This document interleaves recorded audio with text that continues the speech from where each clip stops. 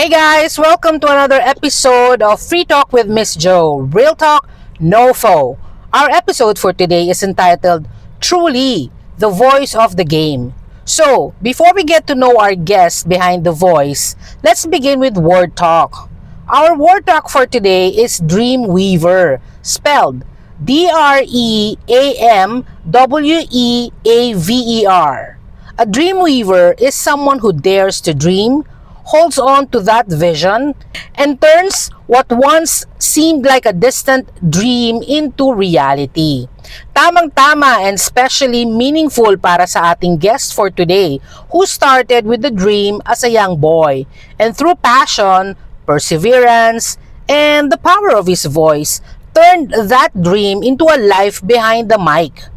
You know, every great voice has a story, and behind every story is a dream. So our guest for today is someone who, as a little boy, dreamed of one day being behind the microphone, bringing games to life and sharing every play and moment.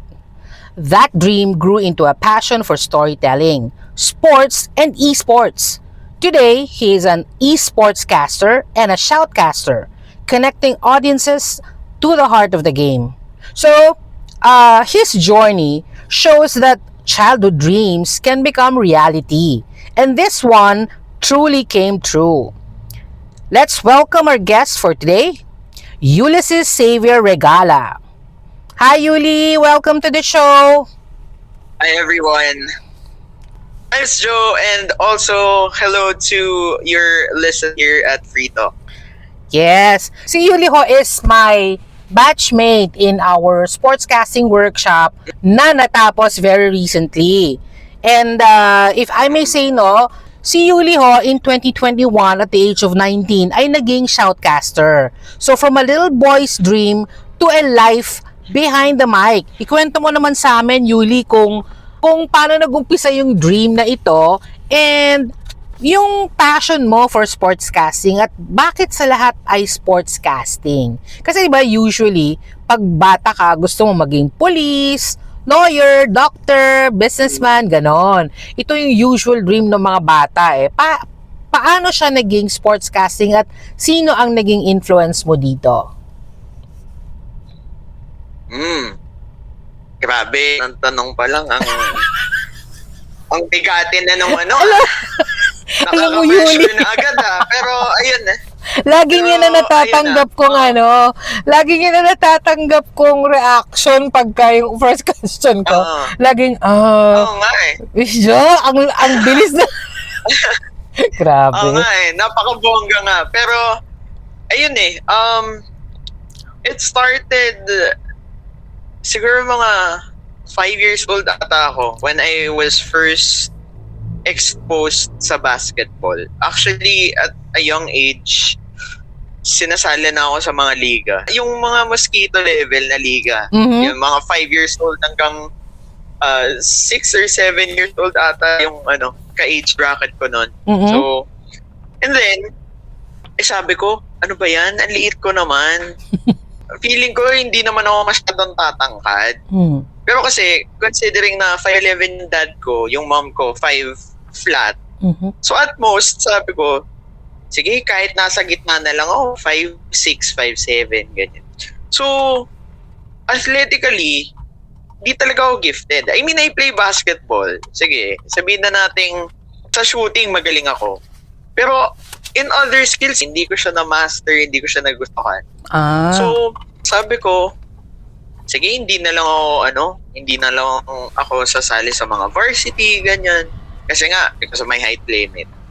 From that, nakahiligan ko talaga ang sports. Mapa-basketball. Binilan kasi ako ng PSP, parang PS2, so naglalaro ako ng basketball, yung NBA, yun, naglalaro ako. Di ko alam like parang sa excitement ko na lang siguro, ang ingay ko daw maglaro. So, maingay ka maglaro? Ay, naglalaro ko na nga dyan, ang ingay-ingay mo pa. Parang ganon. Pero, in my mind, parang hindi naman siya ingay. Kasi nga, parang yun na pala yung sports casting nung time na yun, na parang I was commentating what the players were doing while I was playing. So, it really started from the love of sports of my dad. Kasi he was a varsity ng volleyball nung high school and college. Pero nung tumanda na siya, nung nagwo-work na siya, naging fan na din siya ng basketball. So, it was a hobby lang back then. Part kasi siya nung Sunday club. May Sunday club kasi sila na every Sunday morning maglalaro sila ng mga kaibigan niya. So, napapasama din ako. So, parang dun nagsimula yung love for the game. Pero yun nga, parang sabi ko, if hindi ako magiging player, parang why not I do something about the game pa din, kahit hindi ako yun naglalaro. So, ayun, sumasali sa mga liga, to naglalaro sa mga gadget, PSP, PS2 pa yung uso noon. And then, yun, yung mapapagalitan ka dahil lang ingay-ingay mo maglaro. Eh, syempre, during that age, wala pa naman akong like plana na parang gusto ko talaga na ito talaga yung career ko. Syempre, bata pa ako nun. Yeah. But, ang pinaka-influence ko siguro, yung mga napapanood ko na lang din, yung mga naririnig ko na lang din sa PBA at sa NBA, like sila, sa PBA, like sila Magumar John, si Miko Alili, na sobrang successful na ngayon, di ba? Yeah. And then sa NBA naman, si Mike Breen, si Ian Eagle, si Kevin Harlan, grabe. Sobrang inspirational ng mga taong yun na even up to this point, parang sila yung pinapanood ko kapag parang gusto kong matuto.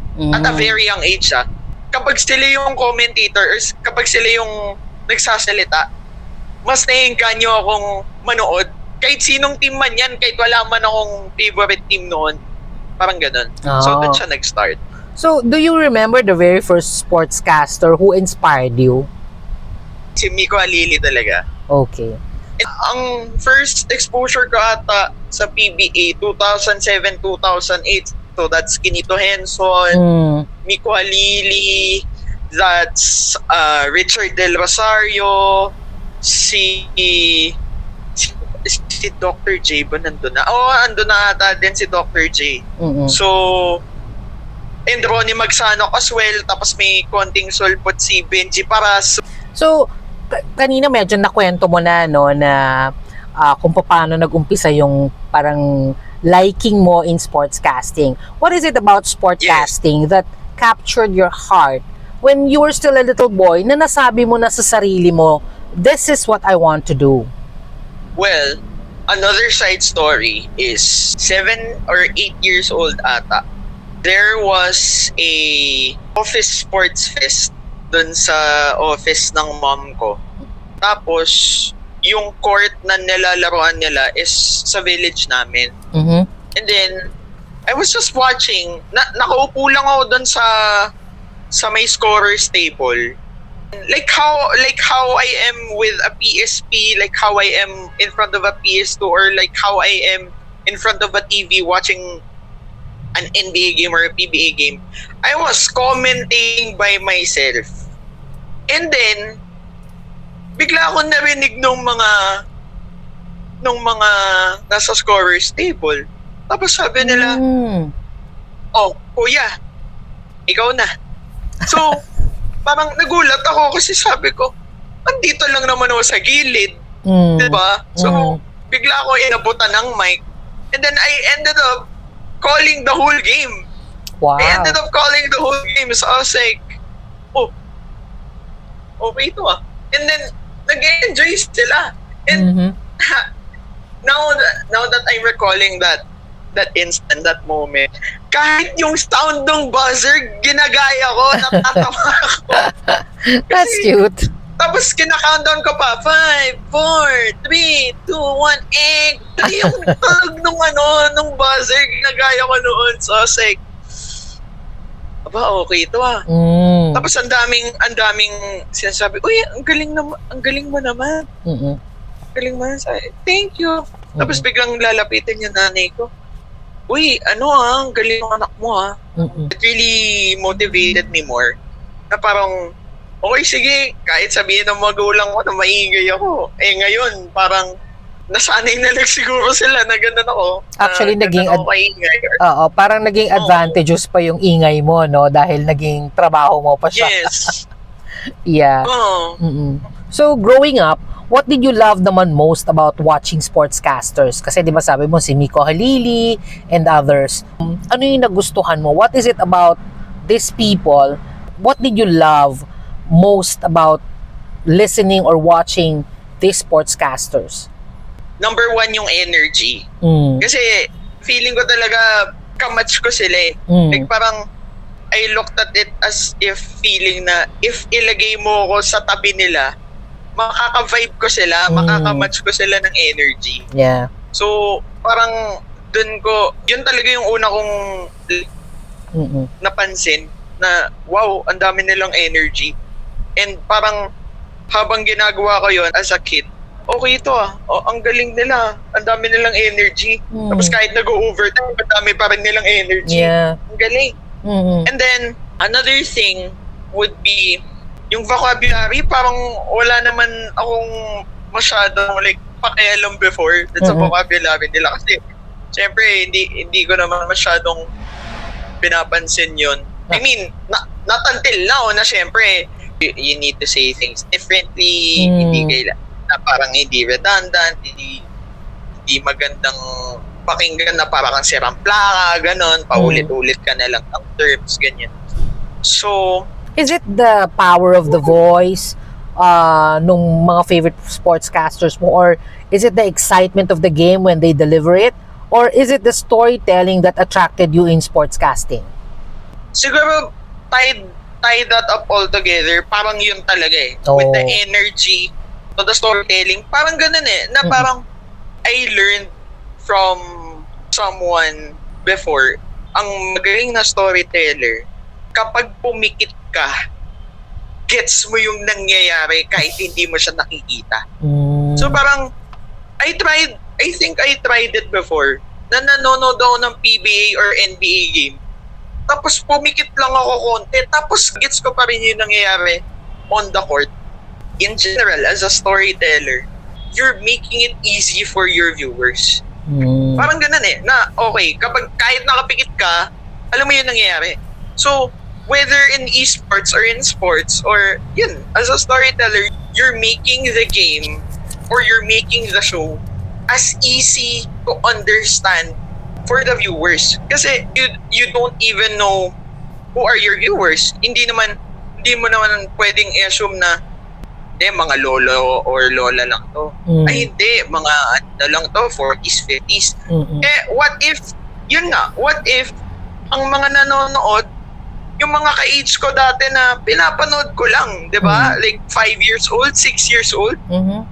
you're gonna make it as easy to understand na kahit yung mga maliliit na bata na nanonood lang for fun with their family, maiintindihan yung game na pinapanood nila. Yeah. Kailan naging serious goal sa'yo yung childhood dream na to? During the pandemic. Mm. Definitely during that time. Ano yung nabibigay ng sportscasting sa'yo na sa tingin mo, you won't find it in any other career? Ngayon lang ako nakarinig ng, I want to be a this is my dream, to be a sportscaster. What does sportscasting give you na you won't find in any other career? Gusto ko sana sabihin pera eh, kaso mas madaming pera sa ibang trabaho, di ba? Yes. I think for me, being someone na di naman kagalingan na player, hindi rin naman mahilig sa analysis before, pero syempre, during the course of esports, kailangan ko din siyang i-master. Ang nabibigay ng sportscasting na hindi nabibigay ng ibang trabaho or career is definitely yung fulfillment. Kasi, yun nga, other people, they came from a varsity team. Yeah. They came from, pero it came from nothing. It came from a hobby. It came from something random na naging habit ko. Yun nga, na maingay ako. Grabe, babayaran ako para maging maingay. Para mag-ingay, di ba? Pero, siyempre, mag-ingay with sense. Yeah. So, definitely not the highest paying job in the whole wide world. The most fulfilling. Mhm. So, naisip mo ba na that this childhood dream would actually become your reality? To be honest, hindi talaga ako, or wala talaga akong idea pa that time. Mhm. Kasi I was just going with the flow Yeah. My parents were not as strict with my grades. Mhm. Kasi sila din naman noon Like, hindi naman sila strict sa grades nila. Mhm. Sasabi lang nila, Yuli, basta pumasa ka, okay lang. Okay lang sa amin. Kahit hindi ka mag-Latin honor, kahit wala kang award, kahit hindi ka academic achiever, okay lang. Ako, I was not an academic achiever growing up. Mhm. Pero ako, proud ako. Contact awardee ako most of the time. Kasi, contact awardee ako most of the time. And actually, to be fair, parang, now that I think about it, sobrang contrast. Parang, na nailulugar ko din pala yung ingay ko before. Kasi, yun nga, may ingay ako syempre, kapag naglalaro ganyan. Pero alam ko kung kailan tatahimik. Hindi rin ako yung pinamaingay sa class or even sa batch. Sobrang tahimik ako kapag nasa class. Mhm. So, hindi naman ako yung parang makukulit na nasa likod, na maingay, ganun. To share lang, no, na ang una kong memory of what I wanted to be when I grow up, and this is because of the shows I was watching, I wanted to be a firefighter. Gusto ko maging bombero before. I see. Hindi police, hindi doktor. Sabi ko, gusto ko maging bombero. Mhm. So, yun yung una kong naalala when I was applying na nga for colleges and universities. I really didn't know what to take up. So, when I applied for 3 universities in the UAAP, sabi ko, anong gagawin dito? Hindi ko nga alam gagawin ko. Mm. I ended up choosing courses na business-related. So, yun, business management, accountancy, financial management. So, yun na lang yung naging basis ko. So, now, what does it mean to you today to be living the dream you once had as a young boy? Kasi na-fulfill mo na yung dream mo eh. Well, it means a lot. Kasi it's really special for me. Mhm. Especially because it was not in my plan at all. Kasi I really had no plan. But I believe, and my faith is strong, my faith in God is really strong. Mhm. To believe na it was His plan all along. What I was doing, it really sounds cliche, but everything happens for a reason. If ito talaga yung path na gusto ni God for me, sino ba naman ako para hindi siya sundin? Mhm. Kasi, yun nga wala naman din talaga akong path, wala din akong plano. Pero dito, nililid ni Lord So, it really means a lot. And I really owe it up all to Him. Mhm. And I just wanna share this. It was a quote by Saint John Marie Vianney. And it goes something like this. I can't remember the exact line, but it's like, you don't need to please other people, just please God and the angels and the saints because they're your audience. Mhm. And it really struck me kasi of my career, because that's what I'm doing. My mindset should be, you're serving God. Mhm. Kasi what matters more is what God says about you and what He's saying. I So agree. parang He's the ultimate audience talaga Mhm. And siya naman talaga yung pinagsisilbihan mo Hindi naman sa I've experienced may mangbabash sa akin because of the career, because of what I do. But there are times when you can't please everyone. Walang tao na walang basher. So yun. Alright. So, punta tayo dun sa journey mo as a shoutcaster and esports caster. Ano yung first step na ginawa mo turning that dream into reality? Like, how did you find your way into esports and shoutcasting? Ito sobrang interesting kasi sobrang unexpected din nung start ko sa shoutcasting. Kasi, yun nga, I said before, wala akong plano or anything. God just tightened some screws or something that led me into shoutcasting. So, syempre, it was the pandemic. It was 2021. So, everything was online. Mhm. The university student government says, okay, let's organize a fundraising tournament for yung mga naapektuhan ng pandemic. So, they were going to use yung pera na makakalap nila for donating to yung mga less fortunate. Like, for example, ano bang mga kailangan naman yun? Alcohol, face mask, sabon, groceries, ganon. The basic So, yun yung- necessities. I joined the, we call it the Central Committee eh. So, it was the group, organizing the event. And we were tasked to find participants. So, maghanap daw kami ng mga sasali.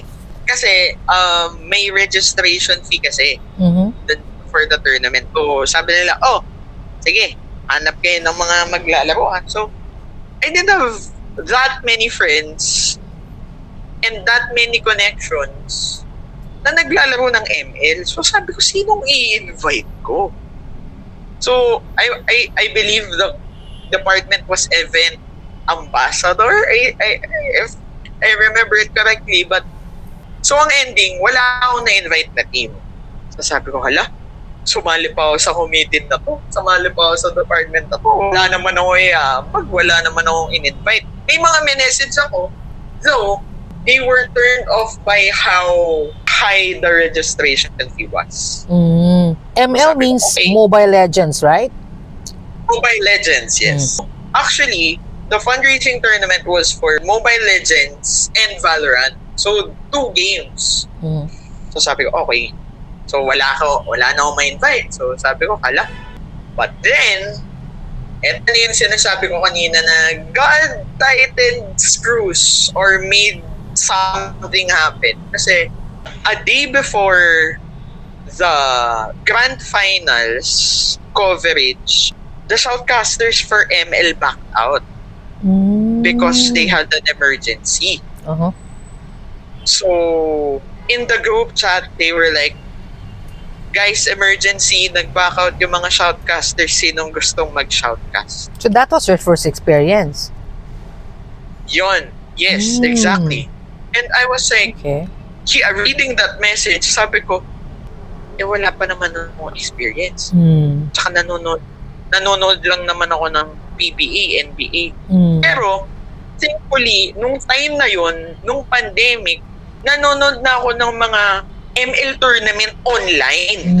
So, naririnig ko na yung mga shoutcasters noon. So, sabi ko, I kind of know how it works. I kind of know, What to do? I kind of have an idea how it goes. So, dahil wala pang nagme-message, wala pang kumukuha, sabi ko, okay, ako na po. So, I volunteered. And then sabi niya, okay, then hanap ka ng kasama mo. Hanap ka ng kaibigan mo. Thankfully, I had a group of friends back then na almost every day kami naglalaro. Then I messaged this friend na babae. Sabi ko, di ba nagsha-shoutcast ka? Sabi niya, gusto mo ba samahan? Libre nga lang do. Siyempre walang talent fee. And dati naman, wala din naman akong idea kung magkano yung talent fee ng mga shoutcasters. So sabi ko, and then, thankfully, she wanted then also for the Okay with it. experience. Yeah. So yun, that was my first experience. And again, it was really unexpected. So, anong difference ng shoutcasting at esports from the traditional sports broadcasting? The tempo of the game. The tempo. And, yeah, the tempo. Kasi, in sportscasting, alam mo na kasi yung mangyayari. Na parang, unpredictable yung mangyayari. Like, hindi mo alam kung kailan shoot, kung kailan papasa, kung kailan magsisit, kung kailan magsaspike, ganun. Pero kasi parang routinal siya eh. Na parang, for example, sa volleyball, after mag-dig, anong gagawin? Then spike.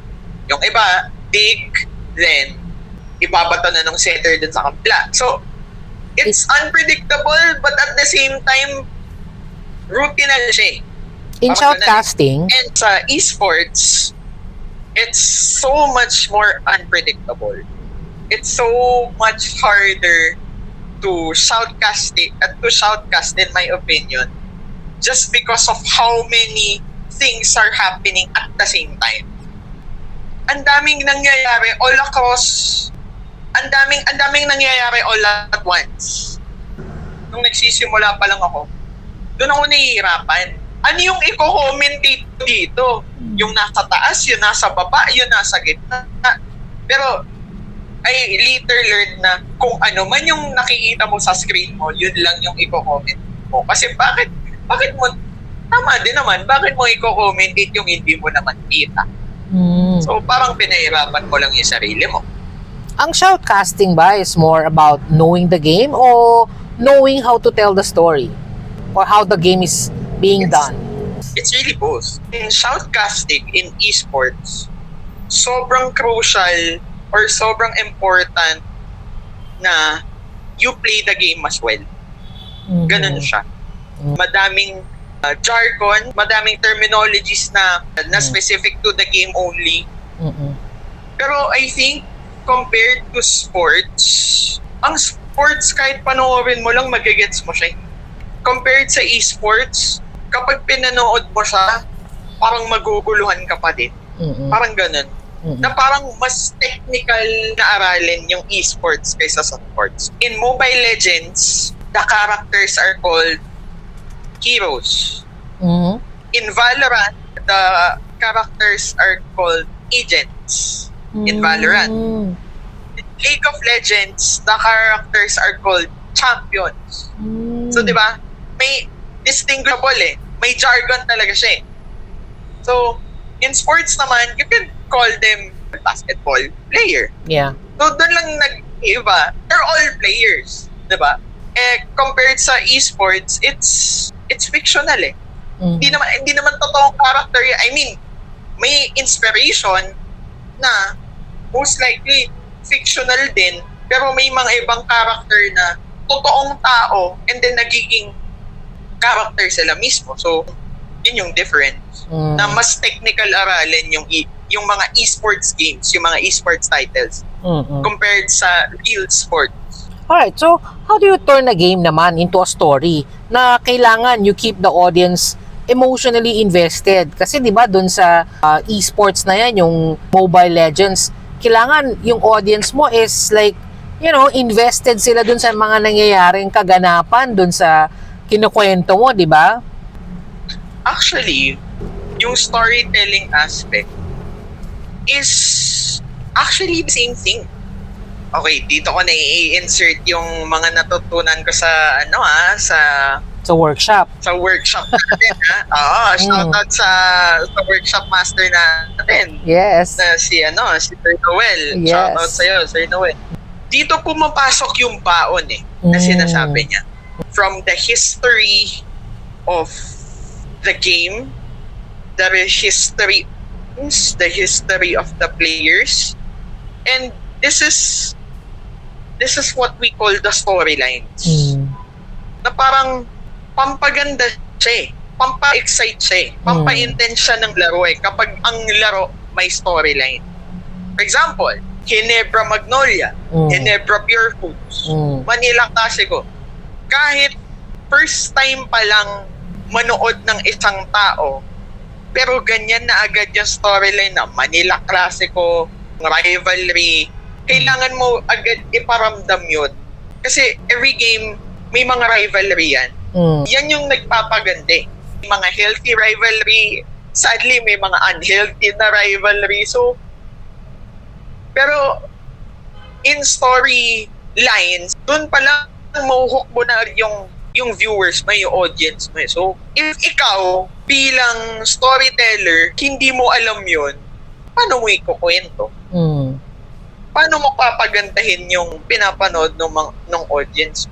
Another example, Ateneo Lasal, Blue versus Green. Isipin mo, that started from basketball. Nasa volleyball na rin. Nasa volleyball na din. But then, if you see it in all the other sports in the UAAP, andun na rin yung rivalry, but it only started from basketball. Ganon naging ka-effective yung storytelling, even from before, even from the birth of the rivalry, up until now, na hanggang ngayon, pinag-uusapan pa din. Even if you cover a less known sport, like for example, chess, it still works. Yeah. Banggitin mo sa fencing, wala masyadong live coverages yung ibang sports.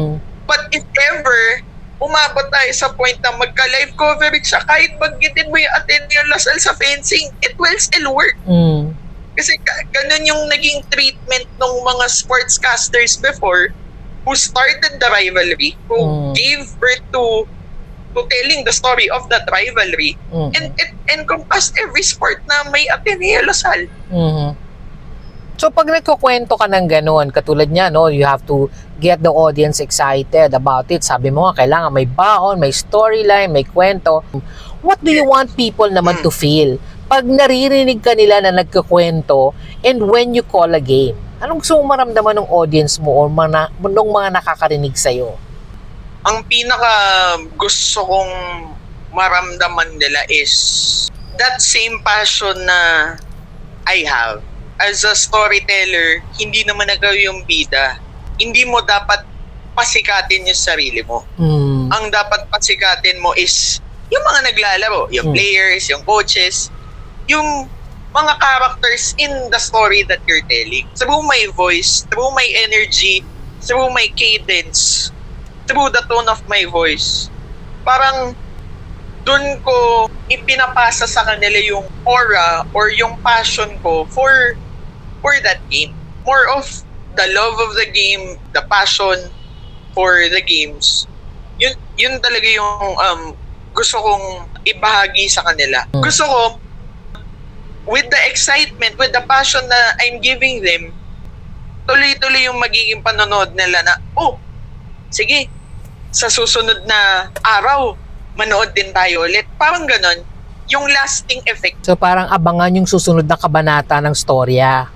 Oo, yun. Yeah. Yes. Alright. So, ang ganda nung sinabi mo, no? It's not about you. It's not about the sportscaster. It's not about the shoutcaster. Yes. It's about the players playing the game. Yun yung storya, 'di ba? Na gusto mong antabayanan nung mga audience mo o nung mga nakikinig sa'yo or nung mga viewers kung nanonood sila. As a person naman behind the voice, sino naman si Yuli when the microphone is turned off? 'Di ba may mga tao na iba yung ugali or yung personality kapag online. Iba din yung personality kapag na-meet mo in person or face-to-face.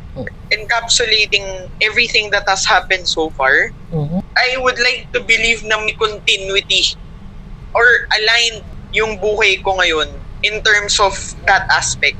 Na behind the mic, I'm full of energy. I sound friendly. I sound, interesting siguro. Kapag kasama mo ako sa labas, ganun din naman ako eh. Friendly ako, makwento ako, madaldal ako na may sense. Every Saturday, we have breakfast meetings. And most of the time, ako din nag-MC nung mga breakfast meetings na yun. So parang naging buhay ko na talaga siya eh. What has this journey taught you about yourself? Meron ka bang mga na-experience na challenges dito sa sa journey na to? Oo, meron naman. I would be very honest to admit na before or even up to right now, sometimes may mga maliliit na hiccups pa din wherein I would compare myself to people who have more than me. Na even though I'm not very frank about it, pero may mga time na, ay, nagta-travel si ganyan. Sana all. So parang naging habit ko yun. Naging habit ko yun before. Sana all madaming pera. Sana all madaming gadget. Sana all nakakapag-travel. And then nung napunta ko sa esports, sana all madaming gig, sana all madaming racket, ganyan. So, during that time, especially when I was starting and even to the point where I was getting opportunities na din, napapasana all pa rin ako. Kasi, yun din kasi struggle ko dun sa 5 years ko sa esports na most of my opportunities were online. 80 to 85% of my opportunities were online across 5 years. Siguro mga once or twice lang ako nakakuha ng gig na on-site. Compared to yung mga nakasabay ko, yung mga friends ko, every week silang may ganap. May time nga, everyday silang may ganap. Doon ako na behind. Doon talaga ako na behind. And doon ako na insecure. Kasi sabi ko, ay, buti pa sila. Ang dami nilang pera, ang dami nilang opportunity. Alam mo ba, during our workshop, and actually, ikaw pa yung nagsabi nito eh. I really remember it vividly when you were sharing about nung day 3 na to, when you were sharing and you specifically said that sabi mo nun, ito yung unang workshop na inattendan ko na walang epal. Sorry for the term. Yes. Kasi yun naman talaga yung sinabi mo na walang Yes. epal. Yes. And that statement struck me, stuck with me until now, na I'm really proud of yung mga kabatch natin na like sila Ashley. O diba, nag-CSR na si Ashley. Ashley, Yeah. shoutout sa'yo. Si Leslie, si And- Alexi. Yes, sila Leslie, They're very sila generous. Lexi. Na sabi ko, hindi ko na kino-compare yung sarili ko. Parang ganon. Na parang a week after, and parang nung time na yon, in-expect ko siya na parang, ako, ang dami namin dito. Sino kaya, in my head, Mag-excel. sabi ko, sino kaya yung mauunang magkakaroon ng ng opportunity, ganyan. Pero yun, believe it or not even a single bit na I compared myself to yung mga nauna na. Yung mga nauna nang nagkaroon ng opportunity after the workshop. So parang yun yung turning point ko. Nasabi ko, oo nga no, walang epal, ang healthy nung samahan, Yes. wala namang nagpapagalingan, wala namang nakikipagkompetisyon, ganon. Nagpapa-impress. Yun, with the help of, yun nga, the healthy environment na we were surrounded for 3 days, 3 days lang yun. And that really shaped me. Yeah. And hanggang ngayon, wala. Hindi ko na kino-compare yung sarili ko. Kahit sa mga kaibigan ko sa esports, sabi ko, bahala na kayo dyan. Bahala na kayo dyan. I will be proud of you. Forever. I will be proud of you. I will be grateful for yung mga times na nakasama ko sila. And may mga times din naman kasi na sila din naman yung nagbibigay ng opportunity sa akin. So, hindi ko sila makakalimutan. But then again, those days of me comparing myself to you guys are over. Wala na talaga. Actually, if I may say, no, the group that we have, diba, that's why I changed it from Masterclass Batch 1 2026. Kasi ang daming Yes. masterclasses eh. Ang dami niyan. Merong public speaking masterclass, merong kung ano-anong masterclass. I changed it. Yes. Kasi kinuha ko lahat nung strengths ng bawat isa. I don't want to focus on the Yeah. weaknesses of each and every one of us because ayoko mag-highlight doon. That's why I came up with Maverick. Sa akin this is only my opinion. That's why I called it Maverick Story Makers, because I know each and every one of you will make stories after stories after stories, not only of other people but of yourselves, of the successes that Yes. we will include ko rin yung sarili ko, we will all have. All of us there are very generous. Walang nagsaswapang, walang alam mo yun, you don't comment on a negative thing. Alam mo yung, Yes. 'di ba? Katulad ng sinabi ko, walang epal. Everybody was pushing Wala. everybody to do their Yes. best. Everybody was encouraging, kaya mo yan, kaya mo yan, kaya mo yan, ganun. And that is Yes. a very healthy thing. There is no competition at all. Everybody's Yes. pushing each other to do their best, to perform well. ayaw mapagalitan yung isa nung no, 'di ba? Ayaw mong Oo. mapahamak.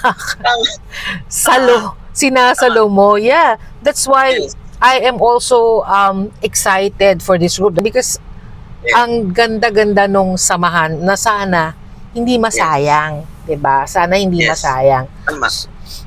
I'm so happy for everyone. Kahit nga ako hindi na eh. Katulad yan, kanina I was telling you, 'di ba? I'd like to try the courtside reporting. Kahit nga hindi ko na magawa, okay lang, makita ko na lang kayo kasi tapos na ako eh. Yes. I've had my own successes in life. But gusto ko pang to do something. I'm scared kasi because I haven't done that yet. Pero gusto kong subukan. Kayong mga lahat kayo doon are very supportive. Na tipong, kaya mo yan, you can do that, yung ganyan. So it gives you the courage. It gives you some kind of strength na, kaya ko to, itatry ko to. So you can conquer your fear. 'Di ba? Yun yung naramdaman ko doon sa grupo. Pero 'di ba sabi mo, dream come true sa'yo ito. If you could sit down with the little boy, the little Yuli, you dreamt of becoming, who once dreamt of being a sportscaster, anong sasabihin mo sa kanya? Ngayon na na-achieve mo tong dream na to. Hala, ang emotional ng tanong. Wait lang. Oh my gosh. Siguro, I would tell him na, hala, teka lang, ayoko maiyak eh. Pero, teka, Okay lang yun, Yuli. Free talk naman to.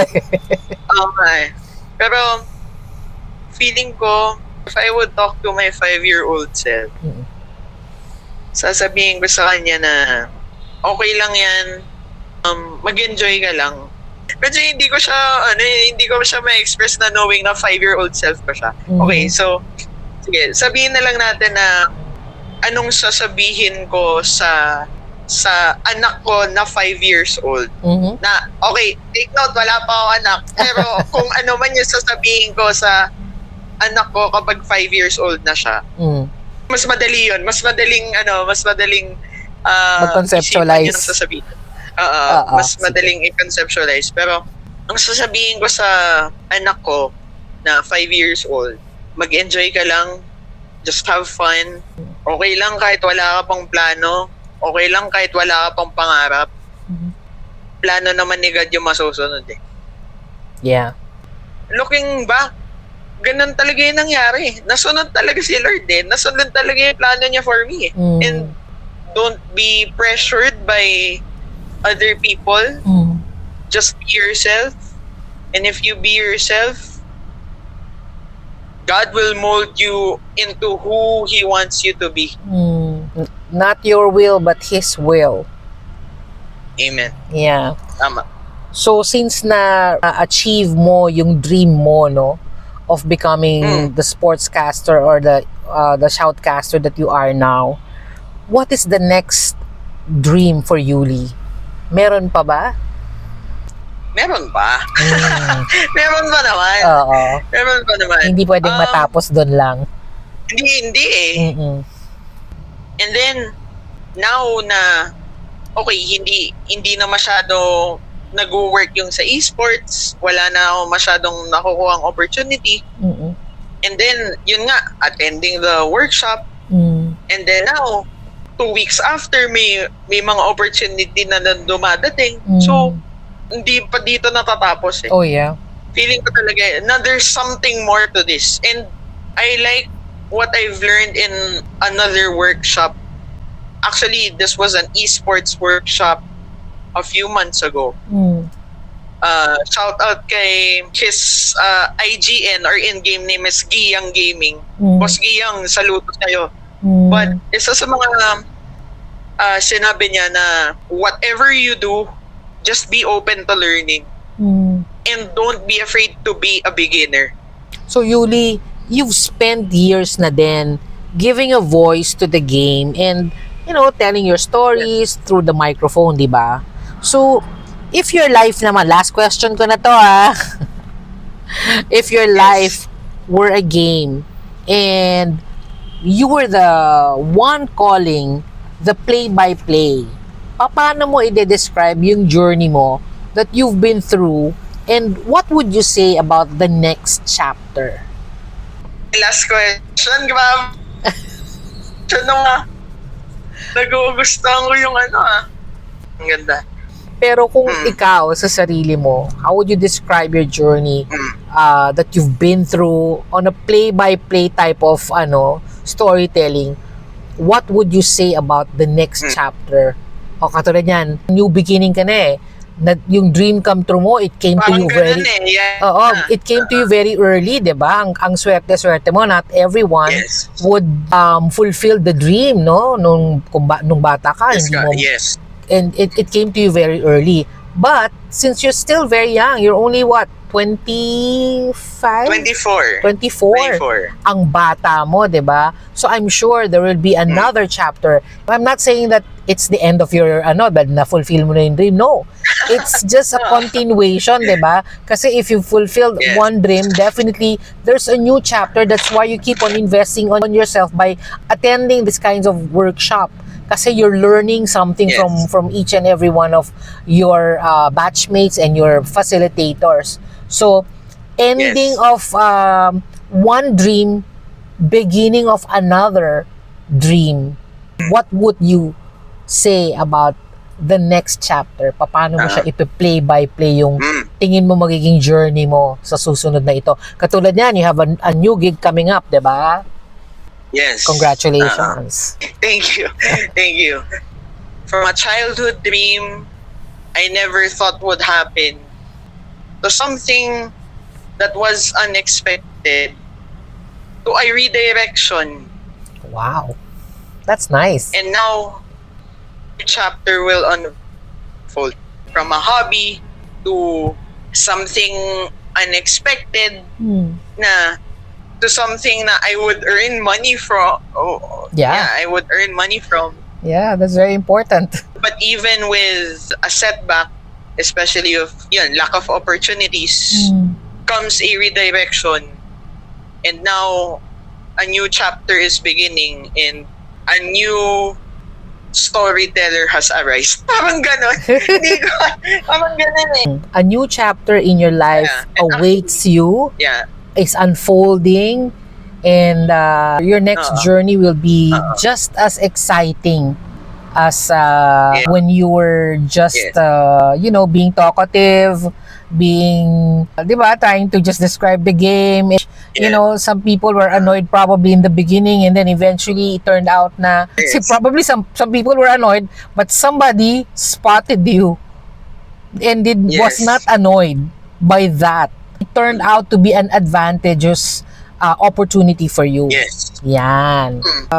Accidentally, I don't think so. Because with the things that you've learned, with the experiences that you've had, I'm pretty sure you're going a long, long way. And I want to build my own identity by shadowing someone na I'm very inspired by. Parang ganun. So if ever makakatrabaho ko pa si Magu Marjon, si Ginito Henson, si Boom Gonzales, yung mga older, yung mga batikan, yung mga batikan, yung mga veterana na talaga. I really want to succeed someone with my own identity, own legacy. But then again, I want to find that one person or that one man na would tell me na, okay na. Oras mo na to. Pwede na akong mag-retire. Kung ganun. Who knows, Yuli? Dreams do come true, alam mo yan. So you can always dream another dream. Diba? Nako, Yuli, thank you for sharing your story with us today, ha? It's really such a pleasure having you, and I wish you many, many more stories, games, and unforgettable moments to bring to life behind the mic. Thank you, Miss Jo, for the... I'm really honored, and it is a privilege to be a part of your podcast. My pleasure. This is my first time being in a podcast. Wow. And nasa Spotify pa. Grabe. And hindi naman ako magyayabang or ano. Sa batch natin, ako pa yung unang ginest mo. Yes. Nakaka-pressure yun. Nakaka-pressure yun, to be honest. Kasi syempre, kaya... At lahat kayo Kasi, i-interviewin syempre, ko. magiging series to, di ba? Kasi syempre, alangan namang ako lang yung Yes. i-guest mo. Hindi, di ba? Mm-mm. Syempre, may mga susunod pa tayo mga batchmates. So, Yeah. I'm really happy na I'm really honored and na ako pa talaga yung nauna. Thank you then for inspiring me, to be honest. Yun nga, from that statement of yours na parang it really led me or it really changed my outlook na I don't need to compare myself anymore to, yun nga, Mm-mm. to people. Sa lahat ng listeners dito ng Free Talk by Miss Jo, just continue to support her podcast. Thank you, Yuli. I know that your listeners are very hindi naman sa sports, hindi naman lahat mahilig sa podcasting or sa e-sporting. Mm-mm. Yeah. And I just want to say na I hope that you guys support all the storytellers out there, all the sportscasters in every sport. Thank you, Yuli. It's my pleasure also. I'm definitely interviewing everyone because I am excited to learn and to know ano yung story, ano yung backstory ng bawat isa, bakit kayo nandun. And I am pretty sure that this group, everybody in the group will be successful in this endeavor. Yes. In whatever endeavor you'll be, moving on to eventually. So, thank you again, Yuli, and to everyone who tuned in and spent your time with us today. Maraming salamat sa pakikinig palagi and for being part of this journey. We hope Yuli's story reminds you that dreams are worth pursuing, no matter how big or how far they may seem. Kasi minsan, yung maliit na dreams na yan we have as kids can eventually become the stories we are proudest to tell. Katulad nung kwento sa atin ni Yuli. So, until next time guys, this has been your host, Miss Jo. Let's continue to keep learning, keep growing, keep going, keep believing, and keep telling your story. Stay grateful everyone. Bye!